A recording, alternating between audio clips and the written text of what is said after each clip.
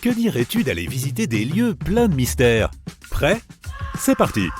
Notre première étape est le Pérou. Les fameuses lignes de Nazca, mystérieux vestiges de l'Amérique du Sud, sont des marques laissées dans le désert du même nom. Leur nom scientifique est géoglyphes et elles ont été créées entre 500 avant Jésus-Christ et 500 après Jésus-Christ. Comme le désert a un climat très stable, la plupart des lignes de Nazca sont restées intactes jusqu'à aujourd'hui. Le peuple Nazca les a façonnées en enlevant la couche supérieure des cailloux et en révélant le sol sous la terre. La couleur de la terre passe du brun rougeâtre au gris jaunâtre, ce qui fait que les lignes ont toujours l'air différentes. La plupart des géoglyphes sont constitués de lignes et de formes géométriques simples. Ces dernières années, les drones ont permis d'explorer de nouveaux motifs. Les dessins d'animaux et de plantes ont attiré l'attention des archéologues. Ils ont aussi trouvé des formes d'araignées, de singes, de chiens, de chats, ainsi que des figures humaines et florales. Les chercheurs ne savent pas vraiment à quoi servent ces dessins. Certains avancent que dans la culture Nazca, les gens attribuaient une signification particulière à ces motifs. Ils ont donc probablement créé ces formes pour que les divinités du ciel les voient. Notre prochaine étape est le trou bleu du Belize, ou Great Blue Hole, bien connu des touristes et plongeurs. Sais-tu que cet endroit est le plus grand trou marin du monde? Cette grotte marine a été submergée il y a 10 000 ans, lorsque la dernière grande période glaciaire s'est achevée. Aujourd'hui, il y a des milliers de stalactites et de stalagmites à explorer dans la région. N'oublie pas que seuls les plongeurs expérimentés sont autorisés à faire de nouvelles découvertes sur ce site. Il est tellement profond et complexe qu'un amateur pourrait s'y perdre. Cet endroit est devenu célèbre dans le monde entier à partir de 1971, lorsque le scientifique Christian Lascaux a visité le site. Nous sommes maintenant dans l'un des sites sous-marins les plus mystérieux et inexplorés de la planète. On ne va pas se lancer dans les légendes de navires disparus et de vaisseaux fantômes, mais le triangle du Dragon a une réputation effrayante parmi les marins et les pilotes. C'est un peu le triangle des Bermudes de l'océan Pacifique. L'emplacement exact du triangle du Dragon est controversé, car différents rapports indiquent des coordonnées différentes.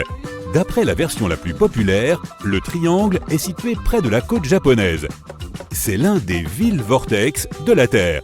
Ce sont des zones où l'attraction des ondes électromagnétiques de la planète est plus forte qu'à d'autres endroits. Des pêcheurs japonais ont disparu dans ces eaux et les avions et navires modernes subissent le même sort. Voici un fait un peu plus sympa pour te remonter un peu le moral. En 2013, le nouveau jeu vidéo Tomb Raider est sorti et il se déroule sur une île appelée Yamatai. Cette région était connue pour ses tempêtes hostiles et ses navires disparus. Or, cette île, selon le jeu, se trouve au sud du Japon. Passons à un autre endroit à la réputation effrayante. Cette fois, il s'agit d'un habitat plus petit. Voici le lac Natron dans le nord de la Tanzanie. Pourquoi ce lac est-il si dangereux? Pour commencer, il est incroyablement alcalin à cause du volcan qui se trouve à côté. Cela le rend toxique pour la plupart des animaux. L'eau contient des niveaux très élevés de cyanobactéries. Ces algues libèrent un produit chimique nocif pour les organismes qui pourraient la boire. L'eau peut même calcifier les oiseaux et les animaux et les transformer en versions momifiées d'eux-mêmes, un peu comme l'histoire de Méduse. Le lac est fatal pour la plupart des animaux, mais pas pour tous. Les flamants roses, par exemple, ne sont pas affectés par l'alcalinité de l'eau. Le lac est en fait l'un des rares endroits où ils se reproduisent et prospèrent. En plus de sa renommée pour les animaux pétrifiés, le lac est aussi connu pour sa couleur originale. L'eau devient parfois rouge à cause des algues. Ce changement de couleur peut être aussi vu de l'espace. Certaines agences de voyage ont même ajouté le lac à leurs excursions et safaris. Mais est-il prudent de se rendre près d'un volcan? Le lac reçoit de la pluie tout au long de l'année, mais elle s'évapore avant même d'atteindre la surface. Ce type de précipitation est appelé pluie fantôme. Comme il se trouve près du désert et d'un volcan, le lac est très chaud. La température peut atteindre 60 degrés Celsius en été. Certains endroits sont sans danger pour les humains, mais la plus grande partie est une zone interdite. Un autre endroit qui semble se trouver sur une autre planète est la grotte de Movile en Roumanie. Même son air est différent de celui de l'atmosphère extérieure. Le niveau d'oxygène y est beaucoup plus faible. De plus, elle abrite un écosystème unique, car elle est isolée de l'extérieur depuis 5,5 millions d'années. Elle n'a aucun contact avec le monde extérieur. Elle a servi de foyer à des créatures qui n'existent nulle part ailleurs sur Terre. L'évolution de ces espèces s'est déroulée différemment, étant donné qu'elles vivaient dans ces conditions délimitées et hostiles. Par exemple, la plupart des habitants de la grotte Movilé sont nés sans yeux. Leur peau est presque translucide et leurs antennes sont extra longues, pour les aider à se déplacer dans l'obscurité. La grotte est très humide et chaude. Elle sent l'œuf pourri à cause de tous les gaz sulfureux et méthaniques présents dans le lac sous la surface de la grotte. Mais comment tant d'espèces différentes sont-elles arrivées là? Les scientifiques ne sont pas sûrs. Elles sont peut-être arrivées là par accident et se sont retrouvées coincées dans la grotte. Ou bien elles cherchaient des habitats plus sulfureux pour vivre après que le changement climatique dans l'hémisphère nord a provoqué l'assèchement de la mer Méditerranée. Le prochain endroit mystérieux de notre liste est le mont Nemrut en Turquie. Cette montagne abrite un complexe de monuments avec des temples et des tombes. Il a été construit par le dernier roi grec Antiochos. Le mont Nemrut abrite des statues du roi lui-même, de 2 lions, de 2 aigles, de Zeus, d'Hercule et d'Apollon. Les statues étaient autrefois des personnages de taille normale, mais les variations de température saisonnières et quotidiennes, le vent, l'accumulation de neige et l'exposition au soleil ont altéré leur forme. De plus, ces superbes ruines antiques sont situées dans une zone sismique de premier degré. Maintenant, il reste surtout les têtes des statues. On peut les voir réparties sur le site. Si tu te rends sur place, tu seras d'abord accueilli par 5 statues de calcaire assises. Ces monuments sont uniques en raison de leur forme, de leur grande échelle, de leurs matériaux et de leur conception complexe.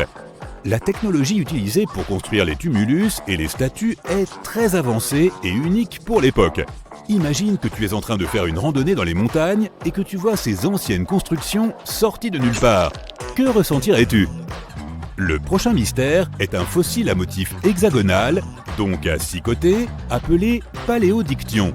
On peut le trouver dans les parties les plus profondes des océans. Le point intéressant ici est que personne ne sait qui en est à l'origine. Les paléodictyons ressemblent à des nids d'abeilles. Les abeilles mellifères sont exclues des candidates potentielles car elles ne peuvent pas fabriquer d'alvéoles sous l'eau. Alors, qu'est-ce qui pourrait produire ces créations symétriques? On ne sait toujours pas s'il s'agit de traces fossiles ou d'organismes indépendants eux-mêmes. Il n'y a pas d'explication certaine à ce mystère, vieux de plusieurs siècles. As-tu déjà entendu parler de la forêt tordue? C'est une étrange forêt située en Pologne. Plus de 400 pins sont tordus à presque 90 degrés au niveau du tronc.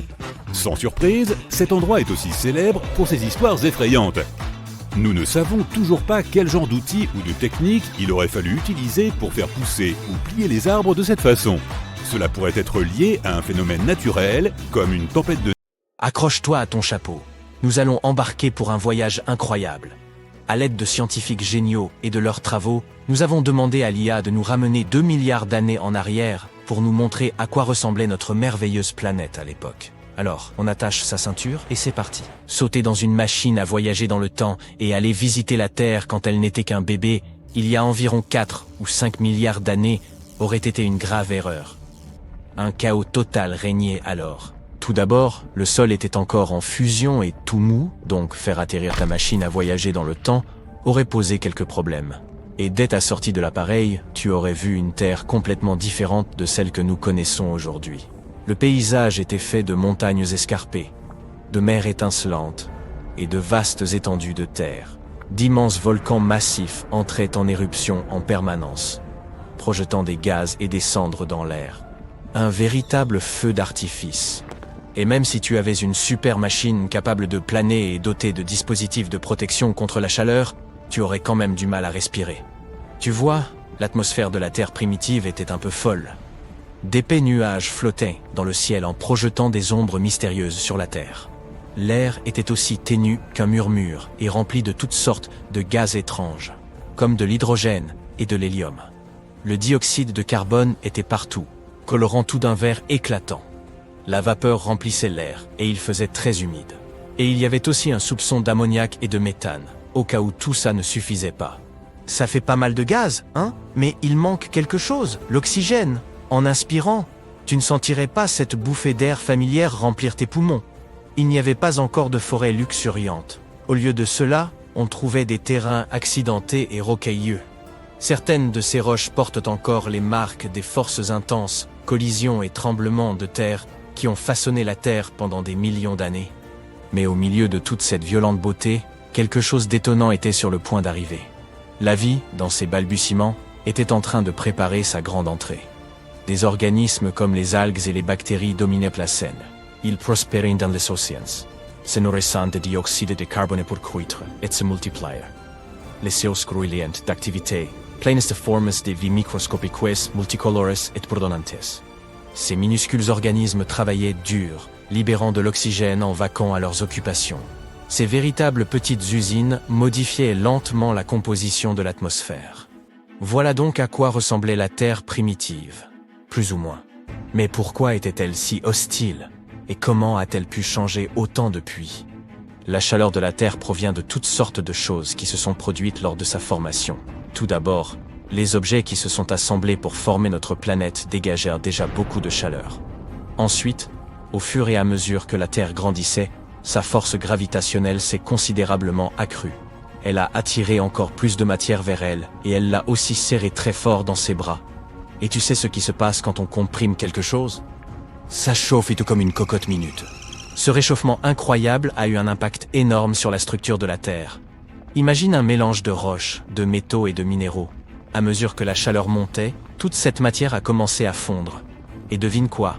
Un métal très dense a coulé vers le centre, et est devenu le noyau de la Terre, tandis que les roches plus légères sont remontées, pour former la croûte et le manteau. C'est comme si la Terre avait décidé de se dissocier, en créant des couches distinctes. On appelle cette séparation la différenciation. Mais le réchauffement ne s'est pas arrêté là. Avec tous ces mélanges et ces déplacements, la Terre est devenue encore plus chaude. C'était comme si tu augmentais la température d'un four planétaire géant. Toute cette chaleur folle a eu de sérieuses conséquences. La température élevée de la Terre a tout accéléré. Les plaques tectoniques dansaient. Un véritable remue-ménage géologique à la surface. Et ce n'est pas tout. La Terre était également bombardée par de sérieux visiteurs cosmiques. Imagine ça.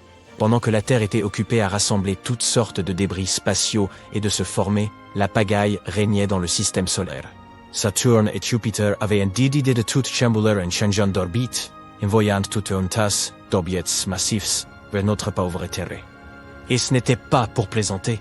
Ces impacts ont fait fondre les minéraux de notre croûte terrestre et les ont même vaporisés. Ces collisions étaient si puissantes qu'elles faisaient même sortir les gaz de l'atmosphère terrestre. Tu parles d'un feu d'artifice. Crois-le ou non, nous pouvons encore observer les cicatrices de ces anciennes collisions. Il faut un travail de détective, mais ses conséquences sont bel et bien visibles pour un œil entraîné.